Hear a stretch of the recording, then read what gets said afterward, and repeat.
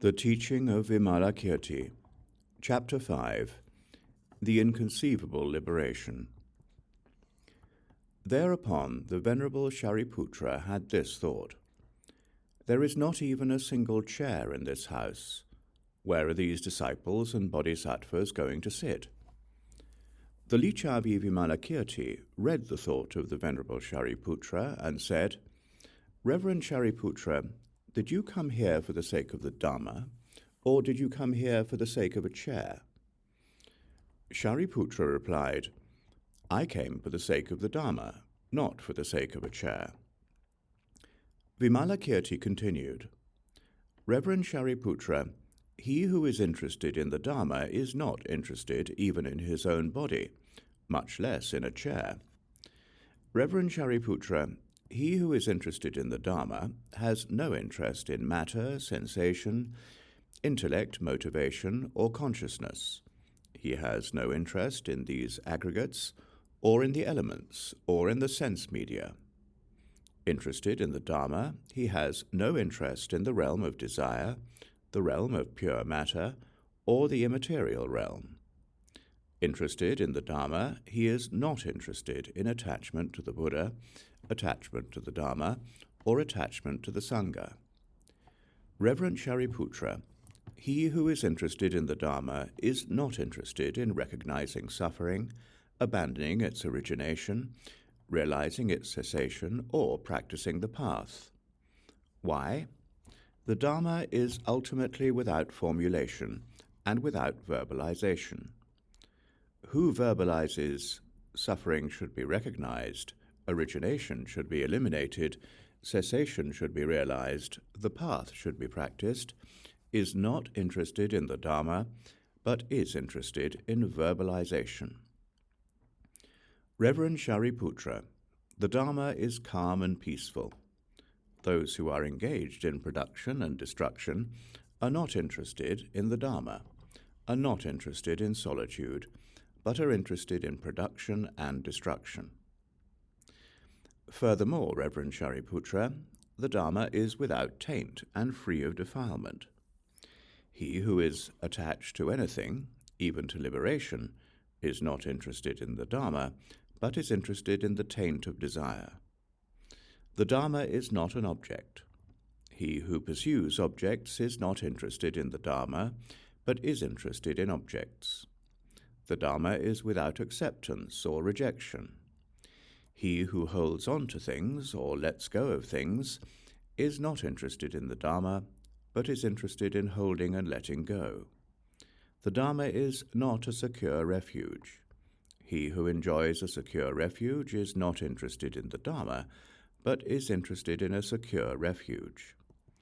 The Dhamma is without sign. He whose consciousness pursues signs is not interested in the Dhamma, but is interested in signs. The Dhamma is not a society. He who seeks to associate with the Dhamma is not interested in the Dhamma, but is interested in association. The Dhamma is not a sight, a sound, a category, or an idea. He who is involved in sights, sounds, categories, and ideas is not interested in the Dhamma, but is interested in sights, sounds, categories, and ideas. Reverend Shariputra, the Dhamma is free of compounded things and uncompounded things. He who adheres to compounded things and uncompounded things is not interested in the Dhamma, but is interested in adhering to compounded things and uncompounded things. Thereupon, Reverend Shariputra, if you are interested in the Dhamma, you should take no interest in anything. When Vimalakīrti had spoken this discourse, 500 gods obtained the purity of the Dhamma eye in viewing all things. Then the Lichavi Vimalakīrti said to the Crown Prince Manjushri, Manjushri, you have already been in innumerable hundreds of thousands of Buddha fields throughout the universes of the 10 directions. In which Buddha field did you see the best lion thrones with the finest qualities? Manjushri replied, Noble sir, if one crosses the Buddha fields to the east, which are more numerous than all the grains of sand of 32 Ganges rivers, one will discover a universe called Merudvaja. There dwells a Tathagata called Meru Pradiparaja. His body measures 8,400,000 leagues in height, and the height of his throne is 6,800,000 leagues. The bodhisattvas there are 4,200,000 leagues tall, and their own thrones are 3,400,000 leagues high. Noble sir, the finest and most superb thrones exist in that universe, Merudvaja, which is the Buddha field of the Tathagata, Meru Pradiparaja.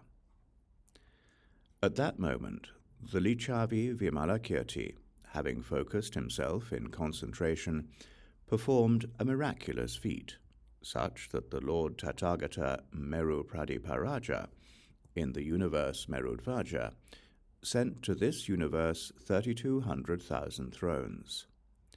These thrones were so tall, spacious, and beautiful that the bodhisattvas, great disciples, Shakras, Brahmas, Lokapalas, and other gods had never before seen the like. The thrones descended from the sky and came to rest in the house of the Lichavi Vimalakīrti. The 3,200,000 thrones arranged themselves without crowding, and the house seemed to enlarge itself accordingly. The great city of Vaisali did not become obscured, neither did the land of Jambudvipa, nor the world of 4 continents. Everything else appeared just as it was before.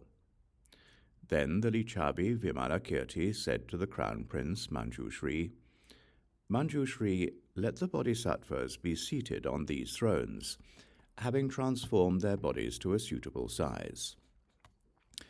Then those bodhisattvas who had attained the super-knowledges transformed their bodies to a height of 4,200,000 leagues, and sat upon the thrones.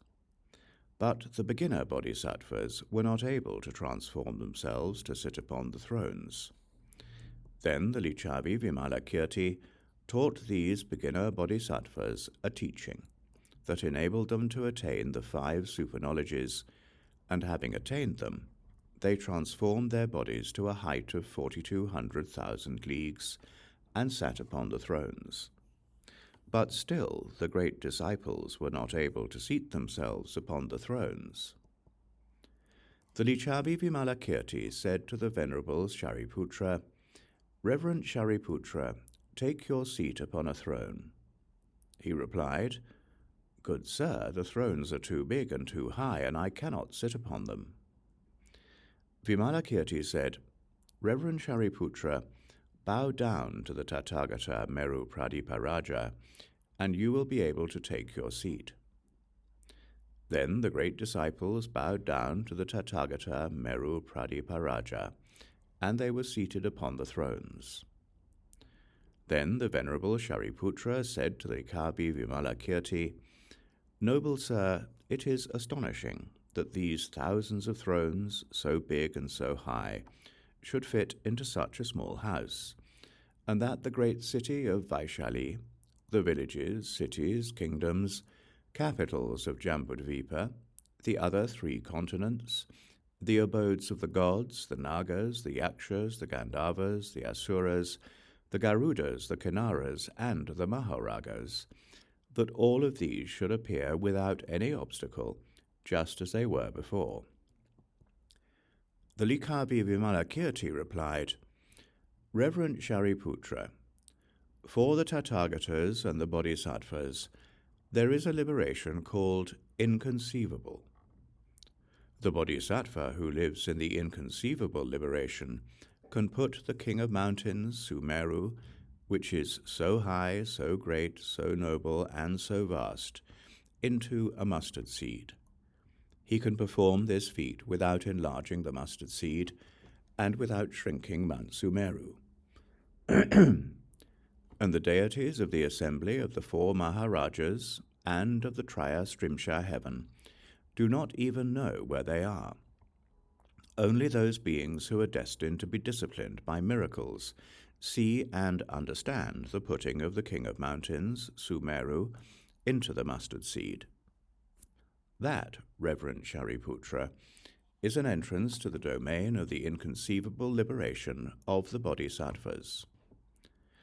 Furthermore, Reverend Shariputra, the bodhisattva who lives in the inconceivable liberation can pour into a single pore of his skin all the waters of the 4 great oceans, without injuring the water animals such as fish, tortoises, crocodiles, frogs, and other creatures, and without the nagas, yakshas, gandharvas, and asuras even being aware of where they are.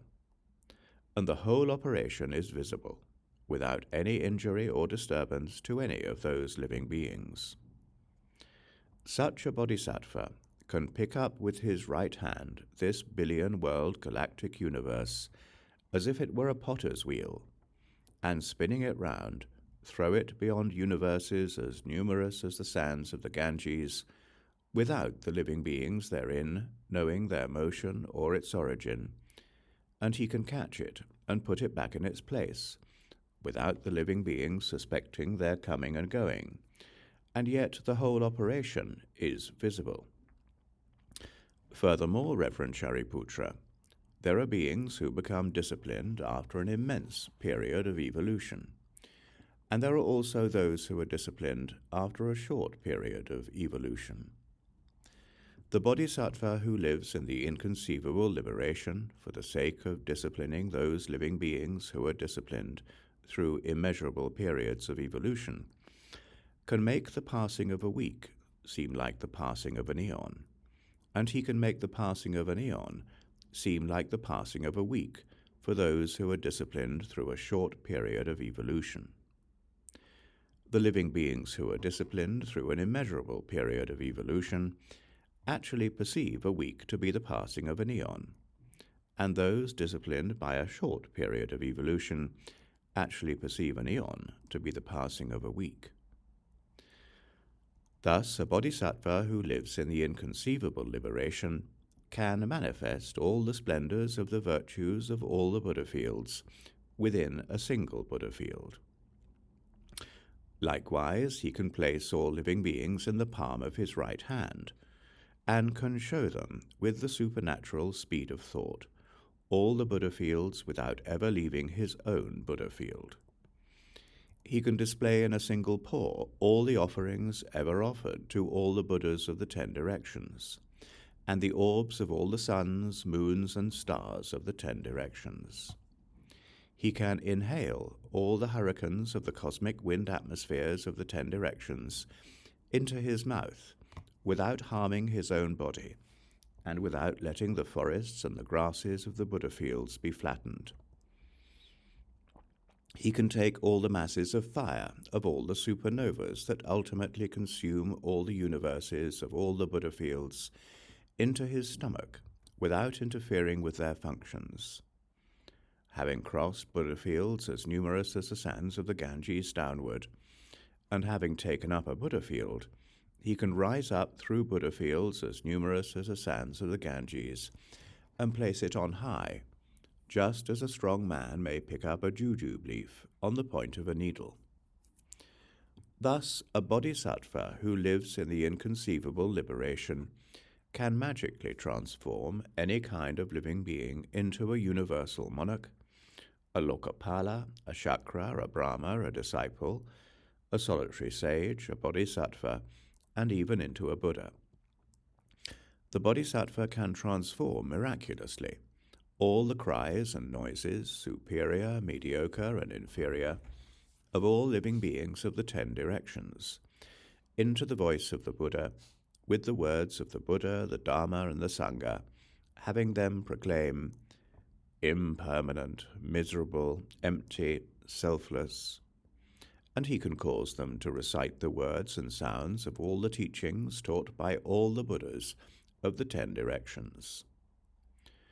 Reverend Shariputra, I have shown you only a small part of the entrance into the domain of the bodhisattva who lives in the inconceivable liberation.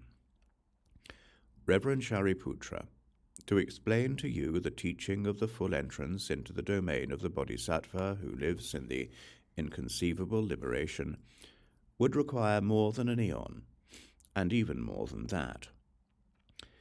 Then the Patriarch Mahākāśyapa, having heard this teaching of the inconceivable liberation of the Bodhisattvas, was amazed, and he said to the Venerable Shariputra, "Venerable Shariputra, if one were to show a variety of things to a person blind from birth, he would not be able to see a single thing. Likewise, Venerable Shariputra, when this door of the inconceivable liberation is taught, all the disciples and solitary sages are sightless, like the man blind from birth, and cannot comprehend even a single cause of the inconceivable liberation. Who is there among the wise who, hearing about this inconceivable liberation, does not conceive the spirit of unexcelled perfect enlightenment? As for us, whose faculties are deteriorated, like a burned and rotten seed, what else can we do if we do not become receptive to this great vehicle? We, all the disciples and solitary sages, upon hearing this teaching of the Dharma, should utter a cry of regret that would shake this billion-world galactic universe. And as for the Bodhisattvas, when they hear this inconceivable liberation, they should be as joyful as a young crown prince when he takes the diadem and is anointed, and they should increase to the utmost their devotion to this inconceivable liberation. Indeed, what could the entire host of Maras ever do to one who is devoted to this inconceivable liberation? When the Patriarch Mahākāśyapa had uttered this discourse, 32,000 gods conceived the spirit of unexcelled, perfect enlightenment.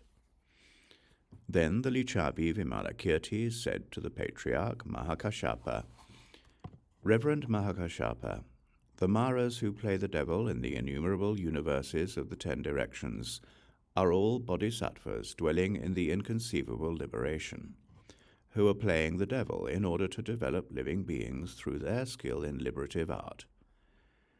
Reverend Mahākāśyapa, all the miserable beggars who come to the bodhisattvas of the innumerable universes of the 10 directions to ask for a hand, a foot, an ear, a nose, some blood, muscles, bones, marrow, an eye, a torso, a head, a limb, a member, a throne, a kingdom, a country, a wife, a son, a daughter, a slave girl, a horse, an elephant, a chariot, a cart, gold, silver, jewels, pearls, conches, crystal, coral, beryl, treasures, food, drink, elixirs, and clothes.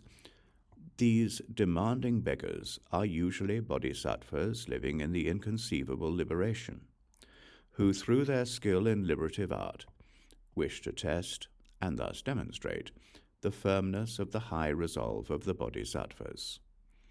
Why? Reverend Mahākāśyapa, the bodhisattvas demonstrate that firmness by means of terrible austerities.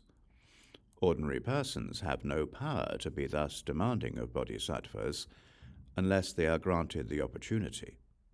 They are not capable of killing and depriving in that manner without being freely given the chance. Reverend Mahākāśyapa, just as a glowworm cannot eclipse the light of the sun, so, Reverend Mahākāśyapa, it is not possible without special allowance that an ordinary person can thus attack and deprive a bodhisattva. Reverend Mahākāśyapa, just as a donkey could not muster an attack on a wild elephant, even so, Reverend Mahākāśyapa, one who is not himself a bodhisattva cannot harass a bodhisattva. Only one who is himself a bodhisattva can harass another bodhisattva, and only a bodhisattva can tolerate the harassment of another bodhisattva. Reverend Mahākāśyapa, such is the introduction to the power of the knowledge of liberative art of the bodhisattvas who live in the inconceivable liberation.